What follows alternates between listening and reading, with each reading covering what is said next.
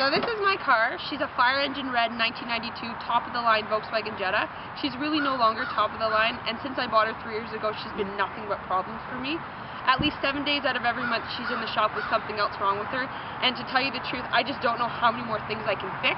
I thought I'd tell you a little bit today about why she really needs to be driven off a cliff, and you should give me a new car. I'm a teacher and I've just started out my career, and I'm driving something that I used to have while I was in university. Not that there's anything wrong with that, but I'm trying to get professional. I currently work for the Humane Society, where my job is to teach kids how to be nice to animals, and it's true. I love kitties.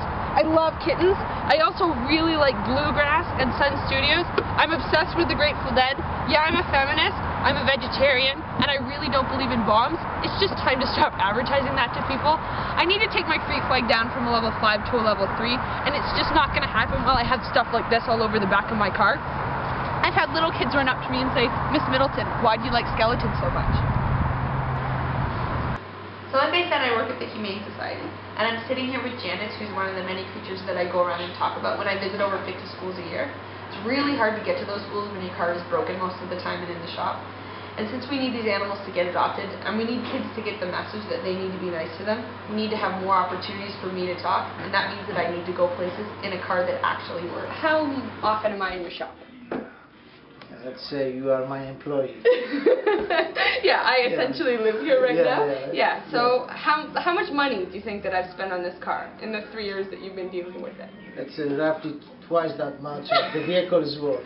Yeah, okay, so essentially, it's just a ridiculous amount of money. Exactly. Alright, so I'm about to take you into the belly of the beast of the red Mamba, which means Fire Voodoo Priestess. Lately, though, I've taken to calling her Wicked Felita because she just won't cooperate. And I have to tell you, I treasure her, I love her, I do really nice things of her, I take excellent care of her.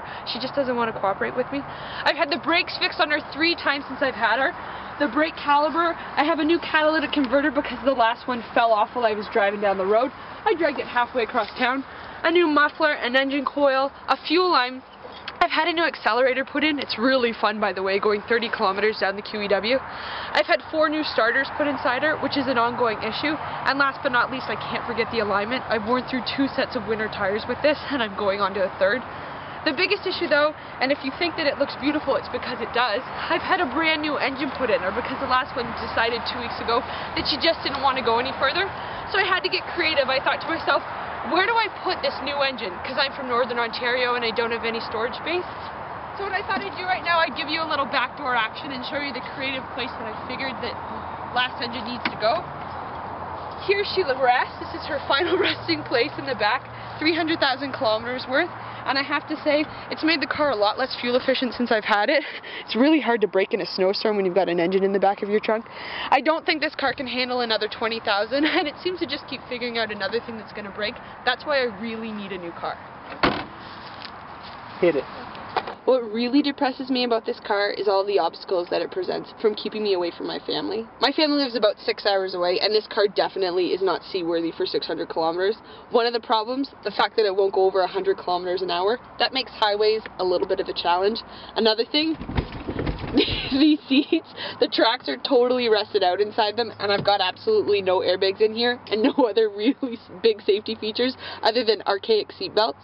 The last thing is that I only have a 200 kilometer towing coverage with this car, and since my car can't make 200 kilometers, let alone 600 kilometers, I don't end up taking it very far. That means at this point, I see my mechanic more than I see my own family. Eric actually helps me go next door and get deals when I have to rent cars to go home, because I can't go home in my car because it won't drive. So essentially at this point, Eric's like family, which is pretty nice. It's a family relationship. I really appreciate it. Belongs to your family. I thought I'd end by telling you about some of the interior feature highlights, which include 1 key. I love my cat. 3 working doors, 2 working windows, locks that need to be pumped 3 times in order to open the car.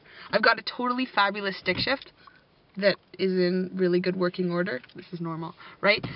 Also, I've got interior lights that are removable. They come on and they come off. I'm kind of getting worried because I haven't found these in the dollar store for a long time, and I'm thinking they may have stopped making them. I don't know how I'm going to be driving at night anytime soon. Really, the features go on, and I could talk about them for a long time, but I wanted to just tell you that I really do look on the bright side most of the time when my car's in the shop and out of it, and it is in the shop about 7 days out of every month. When I don't have any money to pay for it and I'm sitting alone feeling sorry for myself, I just think, you know what, go in the Mamba and kick up the jams.